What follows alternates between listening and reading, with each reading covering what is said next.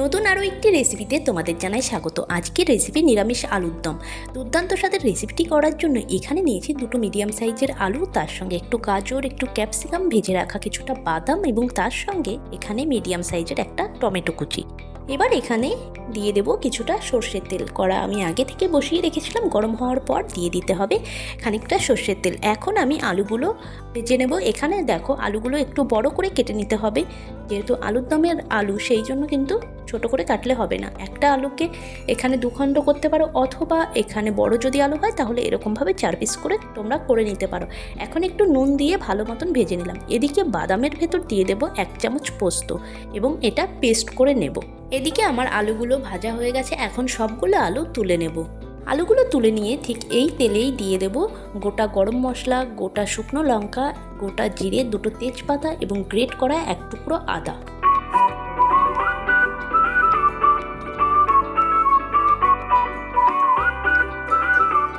এবার এখানে দিয়ে দেব সামান্য পরিমাণে হিং। নিরামিষ রান্নায় হিংটা দিলে দারুণ সেন্ট হয়, সেই জন্য চেষ্টা করবে হিংটা দেওয়ার জন্য। এখন একটু ভাজা ভাজা হয়ে গেলে এতে অ্যাড করব আগে থেকে কেটে রাখা ক্যাপসিকাম, গাজর আর তার সঙ্গে দেব কেটে রাখা টমেটো কুচি। তেলের উপর মিনিট 2 এভাবে নেড়ে চেড়ে নিয়ে তারপরে কিন্তু ঢাকা দিয়ে রেখে দেব 3 থেকে 4 মিনিটের জন্য মিডিয়াম আঁচে, যাতে ভালো করে টমেটোগুলো গলে যায়। মিডিয়াম আছে এগুলো একটু ভালো মতন কুক হতে থাকুক।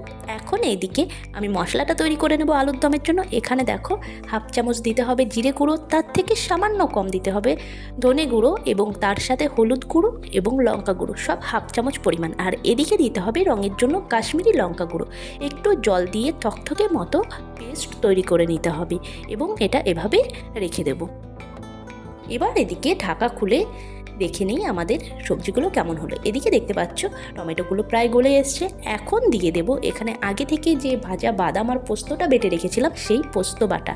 তো এখানে 4 মগজ বাটা ব্যবহার করতে পারো, যদি পোস্তটা তোমরা না দাও তাহলে 4 মগজ অথবা কাজু দিতে পারো। এখানে এমনি বাদাম না দিয়ে কাজু বাদাম দিতে পারো, তাহলেও কিন্তু দারুণ টেস্ট হবে। এখন মশলাটা দিয়ে একটু সামান্য পরিমাণে এভাবে জল দিয়ে ভালোভাবে নেড়ে চেড়ে নেব।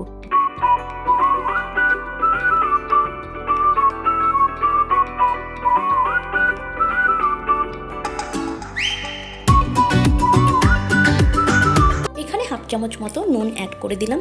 এখন এখানে দিয়ে দেব আগে থেকে ভেজে রাখা আলুগুলো দিয়ে ভালো মতন মশলার সঙ্গে মিশিয়ে নিতে হবে মিনিট 2 মতো। আর রান্নাটা কিন্তু সম্পূর্ণটাই মিডিয়াম আঁচে রেখে করতে হবে।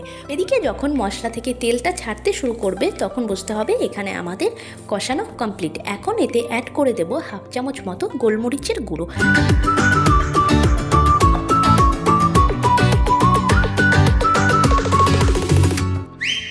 এদিকে আমাদের মশলা কষানো হয়ে গেছে। এখন এতে অ্যাড করব জল, তবে জলটা দিতে হবে আলুগুলো যেন সম্পূর্ণভাবে ডুবে থাকে, ঠিক সেই পরিমাপে জলটা দিলেই হবে।